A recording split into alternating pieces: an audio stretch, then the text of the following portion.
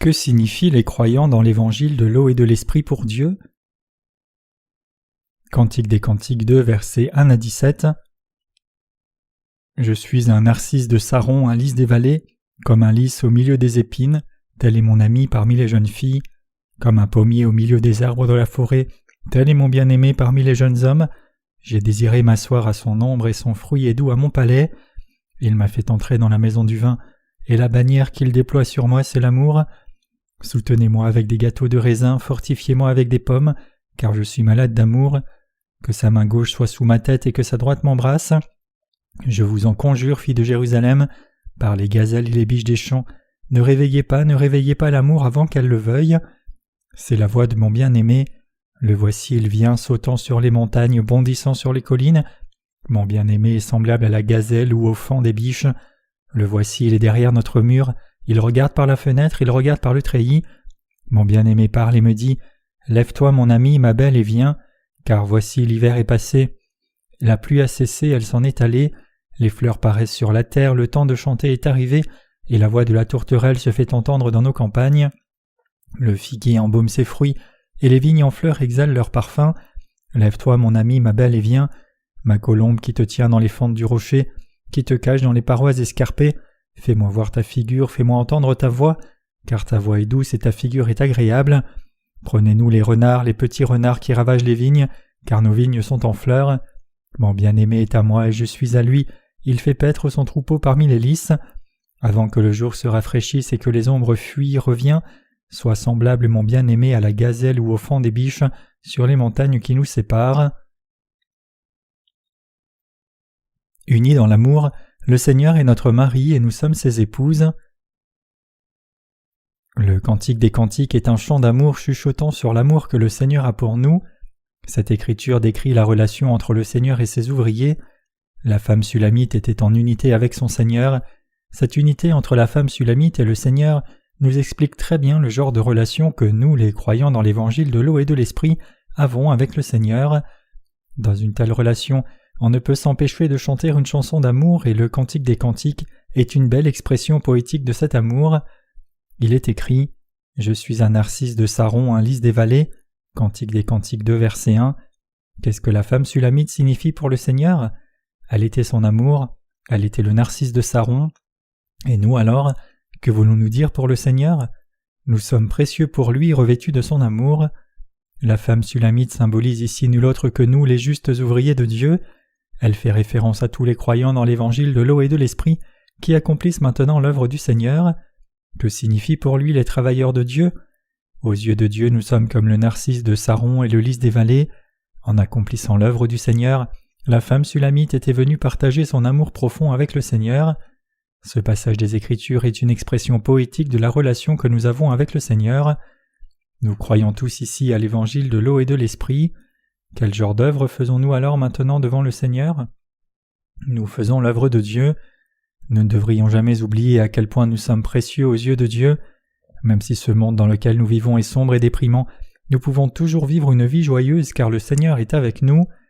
Comme nous le savons, l'économie européenne est au bord de l'effondrement. De nombreux économistes craignent que l'ensemble de l'économie mondiale ne s'effondre, mais Dieu ne le permettra pas. Quelle que soit la difficulté de la situation économique et environnementale actuelle, lorsque la survie est en jeu, les gens auront recours à tous les moyens pour faire face à la crise. Ainsi le monde boitera dans la mesure du possible, jusqu'à ce que le problème soit résolu une fois pour toutes avec le retour du Seigneur.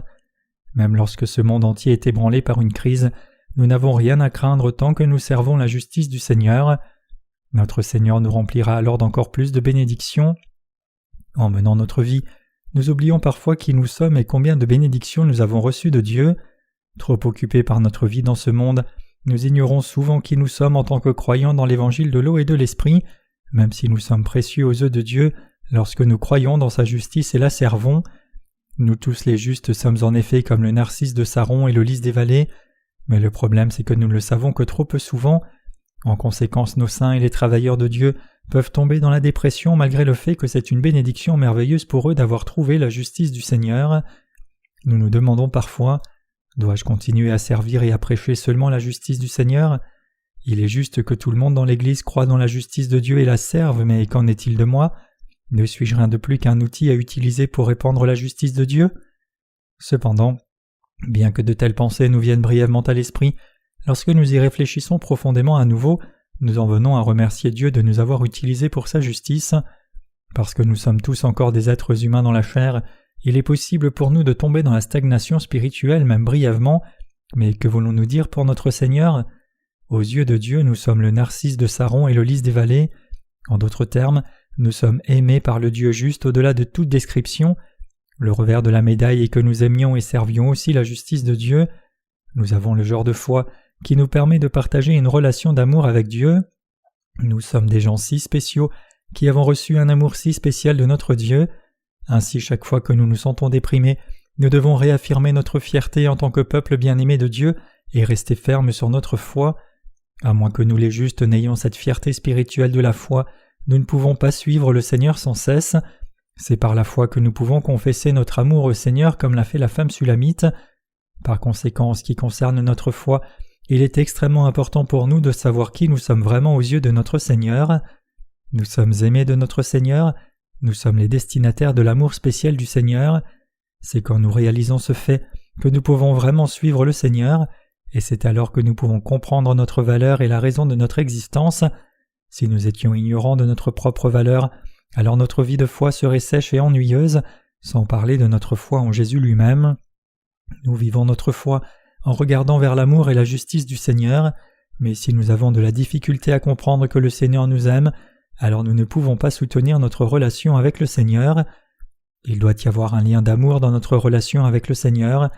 Ce n'est que lorsque nous connaissons son amour que nous pouvons continuer à maintenir notre relation d'amour avec lui. Vous n'êtes pas tous d'accord? Il doit y avoir une corde d'amour entrelacée qui nous relie à Dieu. Ce n'est qu'alors que l'amour entre le Seigneur et nous pourra être soutenu. Cette relation d'amour entre le Seigneur et nous est bien exprimée dans la lecture des Écritures d'aujourd'hui. Tournons-nous tous vers le Cantique des Cantiques 2, versets 2 à 3, et lisons ensemble. Comme un lys au milieu des épines, tel est mon ami parmi les jeunes filles. Comme un pommier au milieu des arbres de la forêt, tel est mon bien-aimé parmi les jeunes hommes. J'ai désiré m'asseoir à son ombre et son fruit est doux à mon palais. La femme sulamite était comme un lys pour le Seigneur, et pour la femme sulamite le Seigneur était comme un pommier parmi les arbres des bois. Imaginez à quel point nous serions agréablement surpris si nous tombions sur un pommier mûr en faisant de la randonnée dans les collines. Ce serait un régal rafraîchissant pour nos corps fatigués. Vous ne pouvez probablement pas tous l'apprécier, mais les randonneurs savent à quel point il est agréable de rencontrer des arbres fruitiers sur le sentier. Quand j'étais enfant, j'avais l'habitude de faire de la randonnée dans les collines et de jouer à la plage tout le temps. J'avais même l'habitude de plonger dans l'océan depuis une haute falaise. Maintenant que j'y pense, j'étais plutôt téméraire dans ma jeunesse car j'aurais pu être tué. Quand la femme sulamite regarda le Seigneur, il était comme un pommier pour elle. À ses yeux, le Seigneur était comme un pommier parmi tous les arbres des bois. Ce pommier au fond des montagnes était l'arbre qui nous a vraiment assouvis et bénis. Pour la femme sulamite, Jésus était comme un pommier. Comme ça, le Seigneur est précieux pour nous en tant que pommier, et nous sommes précieux pour le Seigneur comme un lys. Ce passage nous explique à quel point nous sommes intimement proches du Seigneur. C'est pourquoi la femme sulamite était si ravie de s'asseoir à l'ombre du pommier. Le Seigneur chante son amour pour la femme sulamite. Il est écrit ici dans le Cantique des Cantiques 2, verset 4, « Il m'a fait entrer dans la maison du vin, et la bannière qu'il déploie sur moi, c'est l'amour. » La relation entre la femme sulamite et le roi Salomon symbolise la relation entre nous, les croyants dans l'évangile de l'eau et de l'esprit, et le Seigneur. La femme sulamite a dit ici que Dieu l'a amenée à la maison du vin. Cela implique que le Seigneur donne à ses ouvriers un sentiment d'appartenance. Où est donc cette maison du vin où le Seigneur amène la femme sulamite? C'est dans le royaume de Dieu. Ce banquet dans le royaume de Dieu peut aussi avoir lieu dans son Église. Nous sommes en fait vêtus de l'amour infini du Seigneur dans notre vie quotidienne, et toutes nos bénédictions sont là grâce à cet amour du Seigneur. Pour nous, le Seigneur est le roi de l'amour. C'est pourquoi il a construit le royaume d'amour dans le cœur de tous ceux d'entre nous qui croient dans l'évangile de l'eau et de l'esprit, et il veut aussi demeurer et vivre avec nous là-bas. Les justes peuvent donc vivre tous les aspects de la vie sous la bannière de l'amour de Dieu. C'est à cause de l'amour du Seigneur que nous sommes remplis par lui. Nous pouvons réaliser encore plus que nul autre que nous ne sommes les bien-aimés de Dieu. L'amour que le Seigneur a pour nous est en effet vaste et profond. Chaque fois que je me sens découragé, je me tourne vers le Cantique des Cantiques pour me rappeler l'amour de Dieu pour moi. Je peux alors trouver la force spirituelle. Tout comme la femme sulamite était l'ouvrière de Dieu dans son Église, je suis aussi l'ouvrière de Dieu et vous êtes aussi l'ouvrière de Dieu. C'est ainsi que nous pouvons réaliser que le Seigneur nous aime. Le roi ici dans la lecture des Écritures d'aujourd'hui est le Seigneur, nous sommes ses ouvriers et donc nous sommes aimés par le roi. Avec notre Seigneur, nous accomplissons maintenant son œuvre dans une relation d'amour.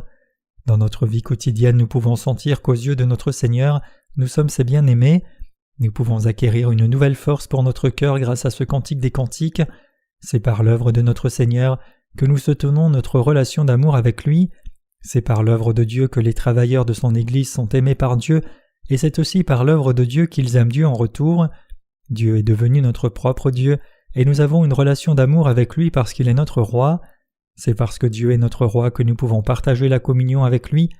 Ainsi, Dieu notre roi nous aime tous comme le roi Salomon aimait la femme sulamite, et Dieu nous a fait nous sentir dignes comme ses ouvriers, tout comme Salomon a animé la vie de la femme sulamite. C'est pourquoi la relation entre le roi Salomon et la femme sulamite est tout comme la relation que nous les croyants dans l'évangile de l'eau et de l'esprit avons avec Dieu. Le Seigneur est le berger de l'Église de Dieu, et la relation entre le Seigneur et ses ouvriers est née de l'amour. Le Cantique des Cantiques est aussi connu sous ce nom de Cantique des Cantiques parce qu'il chante le plus grand amour de tous. L'amour n'est pas grossier. Le Seigneur n'est jamais impoli envers nous. Il est écrit dans le Cantique des Cantiques 2, verset 7. « Je vous en conjure, filles de Jérusalem, par les gazelles et les biches des champs, ne réveillez pas l'amour avant qu'elle le veuille. » En traitant avec nous et en nous montrant son amour, le Seigneur ne nous a jamais traités grossièrement. Il nous a simplement dit qu'il nous aime et qu'en acceptant son amour, nous sommes devenus un seul corps avec le Seigneur. En conséquence, nous vivons maintenant en unité avec le Seigneur, car nous aimons le Seigneur. En Corée, on dit que les hommes de la province du Gyeongsang sont plutôt laconiques et émoussés avec leurs paroles. On dit en plaisantant que lorsqu'un homme de cette région se propose à la femme qu'il aime, il lui dit « Porte mes enfants ».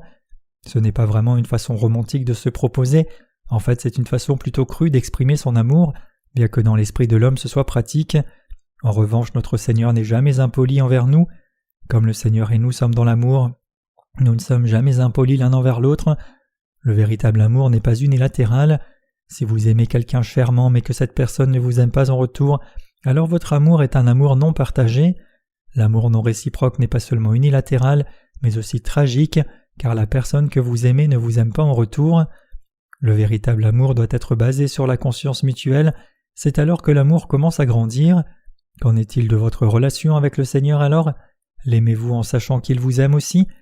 Grâce à l'évangile de l'eau et de l'esprit, nous pouvons tous réaliser et apprécier encore plus que le Seigneur nous aime tous comme notre propre berger. Les ouvriers de Dieu savent que le Seigneur les aime. Bien que nous connaissions tous l'amour du Seigneur au moins dans une certaine mesure, ceux d'entre nous qui ne sont pas assez sensibles spirituellement peuvent avoir l'impression que le Seigneur ne les aime que peu. Ces personnes peuvent difficilement apprécier l'amour du Seigneur, donc même si vous aimez le Seigneur, cela peut être un problème si c'est juste unilatéral. C'est pourquoi le Seigneur a dit « Ne réveillez pas l'amour avant qu'elle le veuille ». Une relation vraiment aimante ne peut se développer que si les deux parties connaissent et apprécient l'amour de l'autre. L'amour grandit lorsque les deux parties comprennent le cœur de l'autre. Ce n'est que lorsque les deux parties en viennent à connaître le cœur de l'autre que le véritable amour grandit et se renforce. Après tout, si nous étions inconscients de l'amour juste du Seigneur, comment pourrions-nous en venir à l'aimer ? C'est pour cette raison qu'il n'y avait pas d'impolitesse dans la relation d'amour entre notre Seigneur et la femme sulamite. Le cantique de l'amour et de la dévotion du Seigneur. Ceux qui aiment le Seigneur se trouvent dans l'Église de Dieu et dans le lieu de travail du Seigneur. C'est parce que nous aimons le Seigneur que nous voulons travailler ensemble sur le lieu de travail du Seigneur. Il est naturel que les travailleurs de Dieu fassent ce que le Seigneur veut qu'ils fassent. Si je devais donner un titre au Cantique des Cantiques chapitre 2, je l'appellerais le Cantique de l'amour et de la dévotion. Passons ici au verset 8 à 17. « C'est la voix de mon bien-aimé. Le voici, il vient sautant sur les montagnes, bondissant sur les collines. Mon bien-aimé est semblable à la gazelle ou au faon des biches. Le voici, il est derrière notre mur, il regarde par la fenêtre, il regarde par le treillis. Mon bien-aimé parle et me dit « Lève-toi, mon ami, ma belle, et viens, car voici l'hiver est passé, la pluie a cessé et s'en est allée. Les fleurs paraissent sur la terre, le temps de chanter est arrivé, et la voix de la tourterelle se fait entendre dans nos campagnes. Le figuier embaume ses fruits, et les vignes en fleurs exhalent leur parfum. Lève-toi, mon ami, ma belle, et viens, ma colombe qui te tient dans les fentes du rocher, qui te cache dans les parois escarpées. Fais-moi voir ta figure, fais-moi entendre ta voix, car ta voix est douce et ta figure est agréable. Prenez-nous les renards, les petits renards qui ravagent les vignes, car nos vignes sont en fleurs. Mon bien-aimé est à moi et je suis à lui. Il fait paître son troupeau parmi les lys. Avant que le jour se rafraîchisse et que les ombres fuient, reviens. Sois semblable, mon bien-aimé, à la gazelle et au faon des biches sur les montagnes qui nous séparent. Ici, il est même écrit que le Seigneur vient à la femme sulamite et est avec elle quand elle travaille dans la vigne. Cela signifie que le Seigneur protège son ministère. Comme le Seigneur est riche, il donne à la femme sulamite un travail et lui permet de travailler dans la vigne. Le Seigneur qui aimait beaucoup la femme sulamite vint à elle et lui dit « Lève-toi, mon ami, ma belle, et viens, car voici l'hiver est passé, la pluie a cessé, elle s'en est allée, il est temps pour toi d'aller à la vigne et de travailler. » C'était le travail de la femme sulamite de s'occuper de la vigne. Il y a une chanson coréenne qui dit « Jolie dame dans la vigne, laissez-moi vous tenir la main et allons nous promener. » Comme la femme dans cette chanson, la femme sulamite travaillait au vignoble. Alors le Seigneur lui dit « L'hiver est maintenant passé, la glace a disparu et les colombes commenceront bientôt à chanter. Il est temps que les vignes poussent et fleurissent. Lève-toi et viens avec moi à la vigne, allons-y ensemble. Je vais t'aider dans tout ce que tu fais. Assure-toi de saupoudrer la vigne de beaucoup d'engrais, et lorsque de nouveaux germes sortent, coupe soigneusement les branches. » Je ne connais pas vraiment grand-chose à la viticulture, mais je sais que le parage est très important pour que les arbres fruitiers portent de bons fruits. Bien que de telles mesures soient nécessaires pour faire pousser les vignes, le Seigneur nous a aussi dit d'attraper les petits renards qui gâchent les vignes. C'est important pour s'assurer que le vignoble n'est pas ruiné par les renards. Les renards sont des carnivores, et plusieurs sortes de renards se trouvent dans la Palestine d'aujourd'hui. Le plus grand d'entre eux est le renard jaune. Les renards sont mauvais pour les vignes car ils ont tendance à creuser des trous et ce faisant à nuire aux racines des vignes. Ils sont également assez rusés. Le renard se réfère ici à ceux qui se cachent dans l'Église de Dieu et qui, tout en prétendant croire dans l'évangile de l'eau et de l'esprit, entravent et blasphèment en fait l'évangile de l'eau et de l'esprit. Il y a beaucoup de gens comme ça qui se cachent même dans l'Église de Dieu tout en parlant. Ils ne sont là que dans un seul but, c'est essayer de saper l'autorité spirituelle des dirigeants de l'Église de Dieu. Ces gens ressemblant à des renards ont utilisé divers moyens pour saper l'Église. Tout d'abord, ils ont essayé de planter dans l'esprit des saints une image effrayante des dirigeants spirituels. Ils ont également attiré l'attention sur les faiblesses des dirigeants de l'Église dans une tentative de les déloger de leur poste de direction. Pire encore, ils ont essayé d'empêcher l'évangile de l'eau et de l'esprit d'être répandu dans le monde entier. Récemment, nous avons eu connaissance qu'une certaine personne qui avait été chargée de distribuer nos livres de l'Évangile par Amazon.com avait en fait entravé notre ministère de l'Évangile. Ces façons rusées et peu scrupuleuses de saper le ministère de l'Évangile ont été exposées en plein jour. Pourtant cette personne vit toujours dans l'Église de Dieu. C'est notre souhait sincère qu'il reconnaisse son péché et se repente devant Dieu. Le Seigneur nous a dit d'attraper les petits renards qui gâchent les vignes. Il a également dit « Car nos vignes sont en fleurs, mon bien-aimé est à moi et je suis à lui. » C'est parce que les membres de l'Église sont devenus un seul corps avec le Seigneur, et parce que les travailleurs du Seigneur ont uni leur cœur à celui du Seigneur, ils construisent le royaume de Dieu. Par conséquent, lorsque les travailleurs de Dieu partagent la communion avec lui, ils partagent des paroles secrètes d'amour. Il est écrit ici dans le passage des Écritures d'aujourd'hui « Il fait paître son troupeau parmi les lys, avant que le jour se rafraîchisse et que les ombres fuient, reviens, sois semblable, mon bien-aimé, à la gazelle et au faon des biches sur les montagnes qui nous séparent. » Comme il est dit ici, aux yeux du Seigneur, ses ouvriers sont aimables au-delà des mots. Le Seigneur chérit chacun de ses travailleurs. C'est le genre de relation que le Seigneur a avec ses travailleurs. Maintenant que le temps se réchauffe, il est temps pour nous d'accomplir encore plus d'œuvres de Dieu. Nous avons tous le devoir de faire ce que Dieu nous a commandé de faire dans son Église. Si nous nous soumettons à la volonté de Dieu, il bénira sûrement encore plus de gens pour recevoir la rémission des péchés à travers nous. Tous ceux qui ont reçu la rémission des péchés doivent reconnaître l'Église de Dieu. La femme sulamite dans la lecture des Écritures d'aujourd'hui fait référence aux travailleurs de Dieu. Cette femme symbolise non seulement les saints qui ont reçu la rémission des péchés, mais elle se réfère aux travailleurs de Dieu qui, ayant reçu la rémission des péchés, accomplissent maintenant l'œuvre de Dieu en unité avec le Seigneur. C'est pourquoi le Seigneur a dit à propos des travailleurs de Dieu « Mon bien-aimé est à moi et je suis à lui ». Quiconque a uni son cœur au Seigneur est quelqu'un qui non seulement partage l'amour avec le Seigneur, mais qui répand aussi cet amour. Dieu dit qu'il a élevé ces gens pour qu'ils soient des travailleurs dans son Église.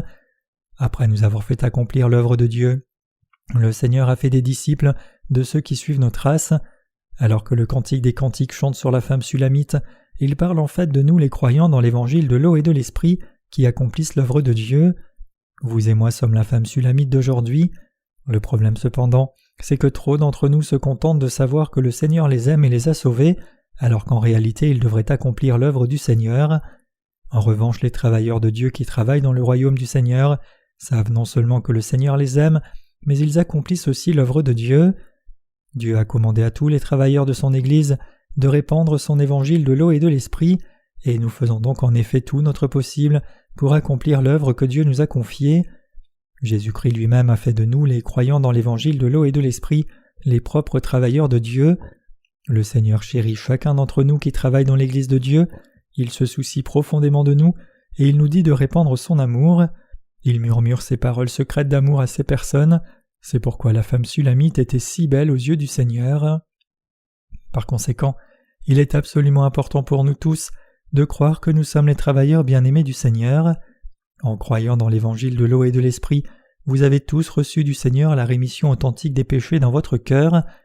De plus, ceux d'entre vous qui se sont unis au Seigneur en réaffirmant son amour mènent maintenant une vie belle et chérie. Le Cantique des Cantiques chapitre 2 nous enseigne que nous sommes des êtres si chers aux yeux du Seigneur. Le Seigneur est joyeux d'accomplir son œuvre à travers nous. De plus, non seulement le Seigneur travaille à travers nous, mais il est aussi avec nous à chaque étape du chemin, nous aidant et nous protégeant tous personnellement. Nous devons le réaliser clairement. Nous devons saisir, d'après la lecture des Écritures d'aujourd'hui, à quel point le Seigneur nous aime. Son amour pour nous est infini et indescriptiblement beau. Tout comme la femme sulamite a revêtu l'amour du Seigneur, vous et moi avons revêtu son amour. Si nous sommes vraiment les serviteurs de Dieu aux yeux du Seigneur, alors nous devrions tous aspirer à ce que l'évangile de Dieu se répande dans le monde entier. Le Seigneur a dit qu'il était venu sur cette terre précisément pour réaliser cette œuvre, pour prêcher l'évangile de l'eau et de l'esprit. Juste avant d'être baptisé par Jean-Baptiste, il a dit « Laisse faire maintenant car il convient que nous accomplissions ainsi toute justice » Matthieu 3 verset 15. En d'autres termes, le Seigneur voulait se faire baptiser afin de porter tous les péchés de toute la race humaine et de sauver chaque être humain en prenant tous ses péchés et en mourant ensuite sur la croix. Le Seigneur a dit qu'il édifierait son royaume sur cette terre. Son désir est de construire un royaume d'amour sur cette terre, d'en devenir le roi et de bénir à jamais tout son peuple vivant dans ce royaume, de devenir en bref notre berger éternel. Nous soumettant à ce désir du Seigneur notre roi, nous devrions tous souhaiter être utilisés comme ses instruments pour accomplir la volonté de Dieu. Que se passe-t-il lorsque nous unissons notre cœur au Seigneur dans notre vie ? Nous pouvons avoir le genre de relation d'amour que la femme sulamite avait avec le Seigneur. La volonté du Seigneur s'accomplit aussi sur cette terre. Même sur cette terre, nous sommes tous les épouses du Seigneur. Jusqu'à ce que je rencontre le Seigneur, je ne m'étais jamais considéré comme son épouse. Ce n'est qu'après avoir trouvé Jésus que j'ai pu comprendre ce que cela signifiait d'être son épouse. Une fois que j'ai réalisé et cru que le Seigneur avait effacé tous mes péchés avec l'évangile de l'eau et de l'esprit, je suis devenu sien, et je n'avais absolument aucune honte d'être une épouse de Christ. Il n'y avait rien de gênant dans le fait que je sois maintenant l'épouse du Seigneur. Loin de là, j'étais déterminé à accomplir l'œuvre de Dieu, comme mon mari le désirait, en me disant « Je ferai tout ce que le Seigneur veut que je fasse, je détesterai tout ce que le Seigneur abhorre, je ferai tout ce qui plaît au Seigneur. » Pourquoi me suis-je résolu comme ça ? C'est parce que j'aimais le Seigneur m'aimait aussi, et donc ce n'était qu'une évidence pour moi d'accomplir l'œuvre du Seigneur. C'est le genre de foi que nous tous, les travailleurs de Dieu, avons. C'est à ces gens que Dieu montre son amour. En tant que justes, nous vivons en effet une vie si bénie. Si les travailleurs qui travaillent dans l'Église de Dieu unissent leur cœur au Seigneur, son amour deviendra sûrement leur. Si vous et moi accomplissons l'œuvre du Seigneur et soutenons le ministère de l'Évangile pour le plus grand plaisir du Seigneur, alors nous serons sans aucun doute aimés par lui. C'est quand nous faisons cela que le Seigneur montre son intérêt pour l'Église de Dieu où vous et moi nous trouvons. Nous pouvons alors voir de nos propres yeux à quel point Dieu bénit tout ce que nous faisons. Quoique nous nous soyons mis en tête, le Seigneur lui-même l'accomplit pour nous. Tout ce que nous contemplons pour la diffusion de l'Évangile, le Seigneur lui-même l'atteint pour nous. Tout ce que nous considérons pour l'œuvre juste de Dieu, le Seigneur lui-même le fait pour nous. Ce n'est pas à cause de notre propre force ou sagesse que nous accomplissons l'œuvre de Dieu, mais c'est parce que Dieu nous a bénis. Qu'est-ce que cela pourrait refléter d'autre que l'amour du Seigneur ? Quiconque accomplit l'œuvre de Dieu est son ouvrier. Le Seigneur a dit que les vignes fleurissent et que les raisins mûrissent dans la vigne. Lève-toi et viens avec moi. Le Seigneur travaille à travers sa vigne. Cette vigne est le lieu de travail du Seigneur, et nous avons le devoir d'y aller et de travailler. Tout comme la femme sulamite, nous sommes aussi devenus des travailleurs dans le royaume de Dieu. L'Église est le lieu de travail de Dieu, et c'est par ses fidèles ouvriers que Dieu accomplit son œuvre. Dieu n'accomplit pas sa volonté d'une autre manière qu'en travaillant par l'intermédiaire de ses serviteurs qui ont uni leur cœur à lui, qui sont dans une relation aimante à double sens avec le Seigneur et qui partagent des paroles secrètes d'amour avec lui. C'est ce que la lecture des Écritures d'aujourd'hui nous enseigne, que Dieu travaille par l'intermédiaire de ses serviteurs, bénit tout le monde par l'intermédiaire de ses serviteurs et édifie son royaume d'amour par l'intermédiaire de ses serviteurs. Par conséquent, alors que nous en venons à vivre dans ce monde, il est absolument indispensable que nous réalisions tous ce que nous voulons dire pour le Seigneur et à quel point il nous aime.